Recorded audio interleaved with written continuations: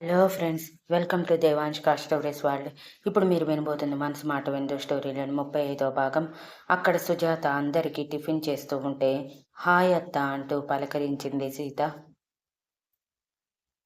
సీతని ఏమాత్రం పట్టుకొని సుజాత తన పనిలో తను బిజీ అయితే సీత మూతి ముడిచి, సారీ అత్త, నీకు కూడా చెప్పకుండా వెళ్ళటం తప్పే, కానీ తప్పక వెళ్ళాను. నువ్వు కూడా నన్ను అర్థం చేసుకోకపోతే ఎలా అత్త అంటూ సుజాత వెనక నుంచి మెడ చుట్టూ చేతులు వేస్తే సుజాత చేతులు విడదీసి, నేను ఎవరినమ్మా, ఈ ఇంట్లో పనిదాన్ని, నాకు మీరు చెప్పాల్సిన అవసరం ఏముంది చెప్పు. ఏదో అత్త అంటున్నారని దగ్గరికి తీసుకున్నాను, కానీ నా స్థానం మర్చిపోయాను.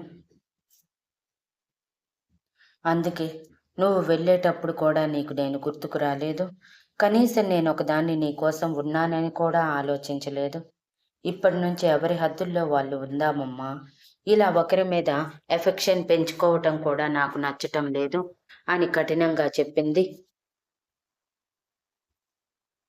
ఆ మాటకి సీత కళ్ళల్లో నీళ్లు జలజల రాలిపోయి, అంతే, అందరూ నన్ను దూరం చేసుకోండి, అందరికీ నేను అవసరం లేదు, నాకు నేను అవసరం లేదు కదా, అందుకే అందరూ నన్ను వదిలేస్తున్నారు, పోండి, మీతో కూడా మీకు కూడా నాకు అవసరం లేదు, నేను అలిగాను, మీరందరూ నన్ను బుజ్జగించే వరకు మీతో మాట్లాడను అని బొంగమూతి పెట్టుకొని రామ్ చెప్పినట్టు రామ్కి ఇష్టమైన పెసరట్టు ఉప్మాతో పాటు తనకి కూడా ఉప్మా జీడిపప్పుతో ప్రిపేర్ చేసుకొని భువనేశ్వరి గారి కోసం జావ ప్రిపేర్ చేసింది. వెంటనే అవన్నీ అయిపోగొట్టి చట్నీస్ కూడా ప్రిపేర్ చేశాక రామ్ చెప్పినట్టు ప్రోటీన్ షేక్ ప్రిపేర్ చేసుకొని సుజాతని చూసి మూతి తిప్పుకొని రూమ్లోకి వెళ్ళిపోతున్న సీతని చూసి సుజాత నవ్వుకుంటూ, నువ్వు ఇంత అమాయకంగా ఉంటే చాలా కష్టం సీత. ఏదో ఆఫీసర్ నీకు అండగా ఉన్నారు కాబట్టి నువ్వు ఇలా అయినా ఇంట్లో ఉన్నావు, లేదంటే ఏమైపోయేదానివి సీత. నీ గురించి కొంచెమైనా స్వార్థంగా ఆలోచించటం నేర్చుకో అని అనుకొని తన పనిలో పడిపోయింది. తన రూంలోకి వెళ్ళగానే ఎంటర్ అయ్యాడు రామ్ తడిచిన టీషర్ట్లో నుదుటి మీద చెమటని తుడుచుకుంటూ. అప్పుడే బయటికి వచ్చిన నిరోష ఎదురుగా తడిచిన టీషర్ట్లో స్పష్టంగా కనిపిస్తున్న రామ్ బైసిప్స్ కన్నార్పకుండా చూస్తూ, ఈ అందం మొత్తం ఆ అలగదానికి సొంతం అవటానికి నేను ఒప్పుకోను బావా, నువ్వు నాకు కావాలి, నేను నిన్ను ప్రేమిస్తున్నాను, నువ్వు ఎలా నన్ను నీ చెల్లిగా చూస్తావు. ఈ మాట నాకు అస్సలు నచ్చలేదు. ఆ సీత కూడా పోయినట్టు ఉండకుండా దాన్ని తీసుకువచ్చి మళ్ళీ నా నెత్తి మీద పెట్టావు. ఎందుకు బావా అదంటే నీకింత పిచ్చి అని చిరాగ్గా అనుకుంటూ వెళ్ళి సోఫాలో కూర్చుంది. నిరోషాని ఒక కంట గమనిస్తూనే పైకి వెళ్ళిన రామ్ ఇక నిరోషాని ఖాళీగా ఉంచితే పిచ్చి పిచ్చి ఆలోచనలు ఇంకా ఎక్కువ డిస్టర్బ్ అవుతుందని ఏదో ఆలోచించి దానికే ఫిక్స్ అయ్యి లోపలికి వెళ్ళాడు. తను లోపలికి వెళ్ళేసరికి సీత జడ వేసుకుంటూ ఉంటే ఆ జడని పట్టి లాగిన రామ్, నేను లేనని అందంగా రెడీ అవుతున్నావా అని కళ్ళెగరేస్తూ అడిగాడు. సీత మూతి తిప్పి, అవును మరి, నేనే మీకోసం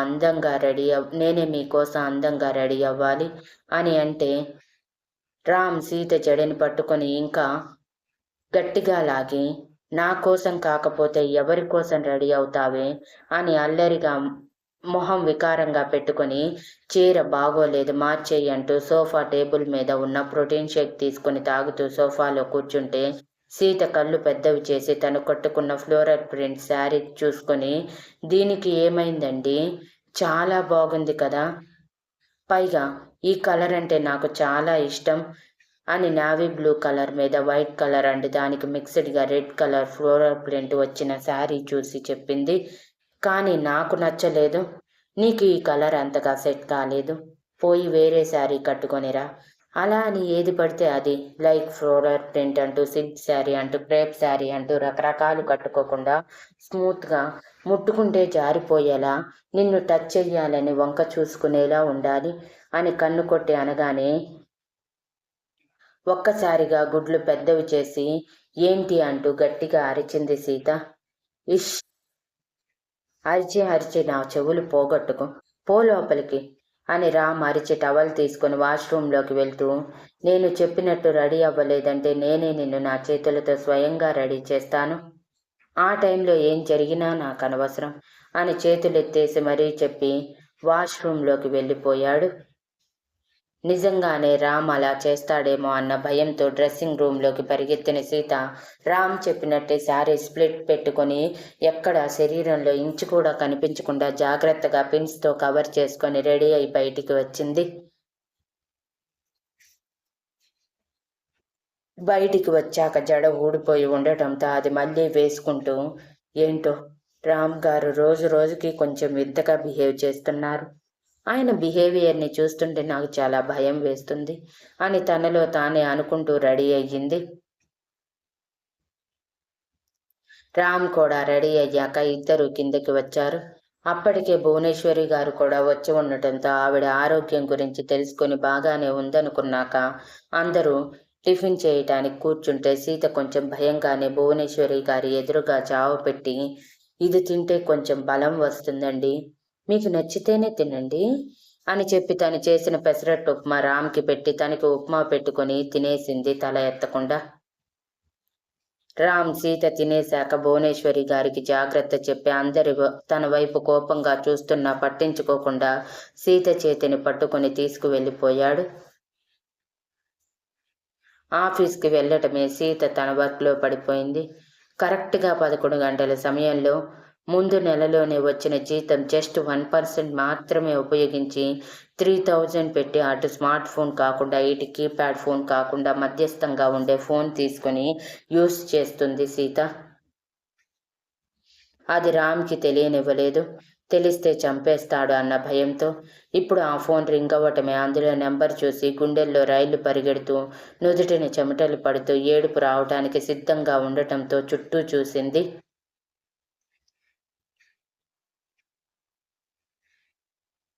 రామ్ అప్పుడే తలదించి వర్క్ చేస్తూ ఉండటంతో ఇక్కడ మాట్లాడటం డేంజర్ అనుకుని గబగబా వాష్రూంలోకి వెళ్ళి ఫోన్ లిఫ్ట్ చేయటమే. నేనేం చెప్పానే నీకు? నువ్వేం చేస్తున్నావే దరిద్రపుదానా?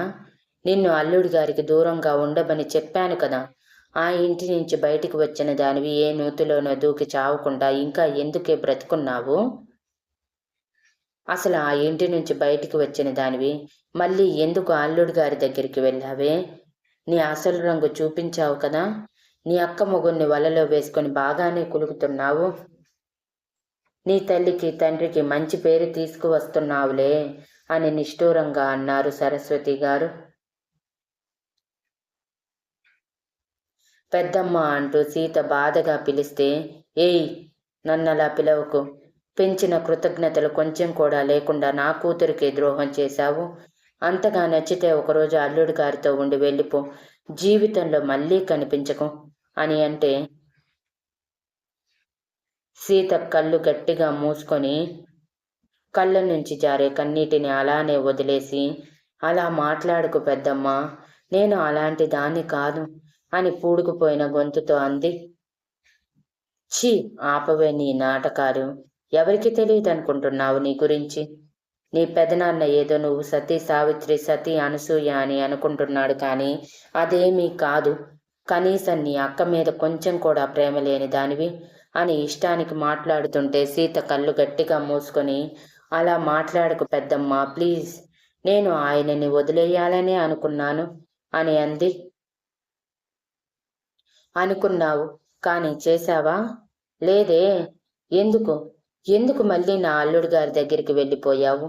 నేను చెప్పినట్టు చేసి ఉంటే అల్లుడు గారు నిన్ను అసహ్యించుకునే వాళ్ళు కదా అని అరిచారు సరస్వతి గారు. సీత మనసు చంపుకొని, అది కూడా చేశాను పెద్దమ్మ, కానీ ఆయన నమ్మలేదు, నన్ను కొట్టారు, నా చేతే నిజం చెప్పించారు. నాకు ఇంకేం చెయ్యాలో అర్థం కావట్లేదు పెద్దమ్మ. అక్క కోసం నా తాలిబంధాన్ని తెంచేయాలనుకుంటున్నాను. ఇంకెలా నా కృతజ్ఞత చూపించాలో అర్థం కావట్లేదు. ఇలా మాటలతో నన్ను చంపేయద్దు పెద్దమ్మ. నేను ఆయన జీవితంలో ఖచ్చితంగా ఉండను. కొంచెం సమయం పడుతుందేమో కానీ వెళ్ళిపోతాను. ఖచ్చితంగా వెళ్ళిపోతాను. అప్పటి వరకు ఇలా నాకు పదే పదే ఫోన్ చేసి చంపకం. అలానే మీరు ఇంతవరకు నన్ను పెంచినందుకు నెల నెల 10,000 పెదనాన్నకి ఇచ్చేస్తాను. ఇంతకాలం నన్ను పెంచి పోషించి ఇంత దాన్ని చేసినందుకు మీకు ఎప్పటికీ రుణపడిపోయి ఉంటాను పెద్దమ్మా అని అనగానే, పెద్ద చెప్పొచ్చావులే, నీ నీతులు నాకు చెప్పకు. ఎంత త్వరగా వీలైతే అంత త్వరగా నా అల్లుడి గారి దగ్గర నుంచి వెళ్ళిపో. లేదంటే నేనే నిన్ను లాక్కొని వెళ్ళిపోవలసి వస్తుంది. ఆ రోజు ఏం జరుగుతుందో నువ్వు కూడా ఊహించలేవు సీత. కాబట్టి మర్యాదగా ఇప్పుడే నా అల్లుడి గారి జీవితం నుంచి తప్పుకో అని హెచ్చరించి సరస్వతి గారు ఫోన్ కాల్ కట్ చేస్తే, కట్ అయిన ఫోన్ వైపు సీత కన్నీళ్లతో చూస్తూ, ఎందుకు పెద్దమ్మా నేనంటే నీకు ఇంత అసహ్యం? మీ ఇంటికి వచ్చిన దగ్గర నుంచి నువ్వు చెప్పినట్టే విన్నాను. నీ ప్రేమ కోసం పరితపించాను. కానీ ఏ రోజు నాకు ఆ ప్రేమ దక్కలేదు. కానీ ఇలా ద్వేషం మాత్రం దక్కింది. ఇప్పుడు కూడా రామ్ గారిని నా నుంచి దూరం చేసి అక్కకి ఇచ్చేయాలనుకుంటున్నావు. నేను కూడా స్వాతి అక్క లాంటి ఆడపిల్లనే కదా పెద్దమ్మ. అది కూడా గుర్తుకు లేదా నీకు అని వెక్కి వెక్కి ఏడుస్తూ అరగంట పాటు తన గుండెల్లో భారం తీరేలా ఏడ్చింది. ఏడ్చి ఏడ్చి మొహం కళ్ళు ఉబ్బిపోయి ఎర్రగా మారిపోయాయి. అరగంట తర్వాత ఫేస్ వాష్ చేసుకొని బయటికి వచ్చేసరికి సెంటర్లో శిలా విగ్రహంలా చేతులు కట్టుకొని నిలబడి ఉన్నాడు రామ్. వస్తున్న సీత వైపే సూటిగా చూస్తూ. రామ్ని చూడగానే షాక్ అయిన సీత మనసులో, నేను మాట్లాడింది ఈయన విన్నారా? లేదంటే సీసీటీవీ ఫుటేజ్లో చూసారా? అందుకే ఇక్కడ నిలబడ్డారా అని ఒక్క క్షణం అనుకుంది. కానీ వాష్రూమ్లో సీసీటీవీ ఫుటేజ్ పెట్టరని గుర్తుకు వచ్చి, అలా ఏం లేదు, ఆయన ఇంకేదో దానికోసం వచ్చారు అంతే, ఆయనకి ఏమీ తెలియదు అనుకుంటూ గజగజ లోపల వణికిపోతున్నా బయటికి మాత్రం ధైర్యం నటిస్తూ, మీరు ఏంటండి ఇక్కడ ఏం చేస్తున్నారు అని తడబడుతూ భయం భయంగా వణికే గొంతుతో అడిగింది. ఫోన్ ఎప్పుడు కొన్నావు సీత అని రామ్ కూడా కళ్ళెగరేయగానే సీతకి గుండె కడుపులోకి వచ్చిన ఫీలింగ్ వచ్చి, నాకేం అర్థం ఫోన్ ఏంటండి, నాకేం అర్థం కావట్లేదు, సరిగా చెప్పండి అని నత్తిగా మాట్లాడుతూ తప్పించుకోవటానికి, అయ్యో ఎక్కడి వర్క్ అక్కడ వదిలేసి వచ్చేసానండి, నేను వెళ్ళి ఆ వర్క్ చేసుకుంటాను అని హడావిడిగా తన క్యాబిన్లోకి వెళ్ళిపోతే వెనకే వచ్చిన రామ్ లోపలికి రావటమే డోర్తో పాటు కర్టెన్స్ కూడా క్లోజ్ చేసేసి సీత వైపు ఒక్కో అడుగు వేస్తూ, నేను అడిగిన దానికి నువ్వు సమాధానం కరెక్ట్గా చెప్పలేదు సీత. ఫోన్ ఎప్పుడు కొన్నావు? ఆ ఫోన్ కొన్నట్టు నాకెందుకు చెప్పలేదు? ఇన్ని రోజులు నీ దగ్గర ఫోన్ లేదు కాబట్టి నాతో అంతగా మాట్లాడలేదు అనుకున్నాను. కానీ ఫోన్ కొన్నా కూడా నాకు ఫోన్ చెయ్యాలనిపించలేదా? లేదా నేను ఫోన్ చేయకపోతే ఏంటి, పిచ్చోడు వాడే చేస్తాడులే, వాడు ఫోన్ చేయకుండా ఎలానో ఉండలేడు కాబట్టి అనవసరంగా బ్యాలెన్స్ వేస్ట్ అని అనుకున్నావా అని ఒక్కొక్క పదం ఒత్తి పలుకుతూ సూటిగా చూస్తూ వదులుతుంటే,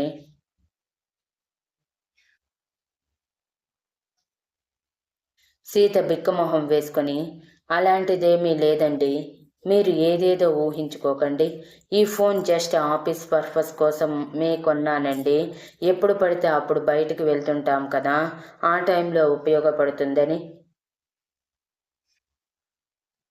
పైగా ఫోన్ మీ పిఏగా నాకు లేకపోతే కష్టమని అనుకున్నానండి అని ఎక్స్ప్లెనేషన్ ఇస్తుంటే రామ్ పూర్తిగా సీత దగ్గరికి వెళ్ళి తన ఎదురుగా నిలబడి కాళ్ళు క్రాస్ చేసుకొని టేబుల్కి ఆనుకొని నిలబడి, అవునా, మరి ఫోన్ కొన్నప్పుడు సీఈఓ ఆయన నాకు ఒక చిన్న మెసేజ్ ఆర్ కాల్ చేయాలని తెలియదా? ఇప్పటి వరకు ఎవరితో ఫోన్ మాట్లాడుతున్నావు? ఆ వాష్రూమ్లో గట్టిగా ఏడ్చిన సౌండ్ వచ్చింది. ఏం జరిగింది? నువ్వు ఏడ్చావా?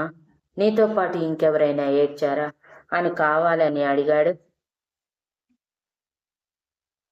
సీత ముందు వెనక ఆలోచించకుండా, నేనెందుకు ఏడుస్తానండి, మీరుండగా ఏడ్చేంత అవసరం నాకేముంది చెప్పండి. నేను ఏడవలేదండి. నాతో పాటు ఇంకొక అమ్మాయి వచ్చింది పాపం. ఆ అమ్మాయికి ఏదో ప్రాబ్లం ఉందంటండి. ఆ ప్రాబ్లం నాతో చెప్పుకోలేక నన్ను హత్తుకొని ఏడ్చింది అని నమ్మించాలని ట్రై చేసింది. కానీ నెక్స్ట్ సెకండ్ సీత చెంప వరకు వచ్చి ఆగిన రామ్ చేతికి బిక్క చచ్చిపోయి భయంగా మొహం దోసిలిలో దాచి వణికిపోయింది.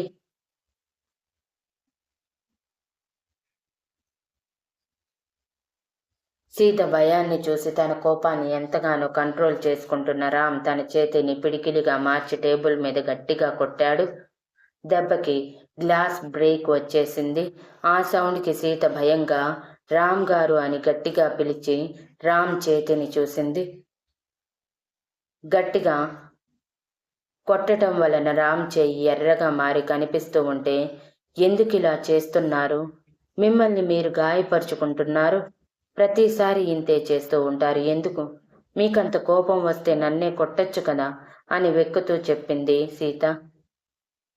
మరుక్షణం రామ్ సీత జుట్టు పట్టుకొని వెనక్కి వంచేసి ఎంత ఫోర్స్గా పెదవులు అందుకున్నాడంటే ఆ ఫోర్స్కి సీత పెదవి ఫస్ట్లోనే బలైపోయి రామ్ పంటి గుర్తుకి రక్తాన్ని చిందించింది. దానితో పాటు ఊపిరి ఆడనంతగా ముద్దు పెడుతూ సీతని ఉక్కిరి బిక్కిరి చేస్తూ తన నడుముని ఎక్కడ పడితే అక్కడ గిల్లేస్తూ ముద్దులోనే సీతకి నరకం అంటే ఏంటో చూపించి దాదాపు పావుగంట తర్వాత వదిలి తన పెదవులకి అంటిన రక్తాన్ని తుడుచుకొని, ఇప్పుడు నిజం చెప్పు అని చాలా సీరియస్గా అడిగాడు. సీత ఆయాసంతో కష్టంగా ఊపిరి పీలుస్తూ భయంగా ఒక్కసారిగా సీట్లో కుదబడిపోయి రామ్ వైపు చూస్తూ నోట్లో నుంచి మాట రాక ఊపిరి బలంగా తీసుకుంటూ ఉంటే రామ్ బలవంతంగా తన నోట్లో వాటర్ గ్లాస్ పెట్టి మొత్తం తాగేలా చేశాక కొంచెం కుదిడి పడింది అనిపించాక, చెప్పు, ఎవరికి కాల్ చేశావు?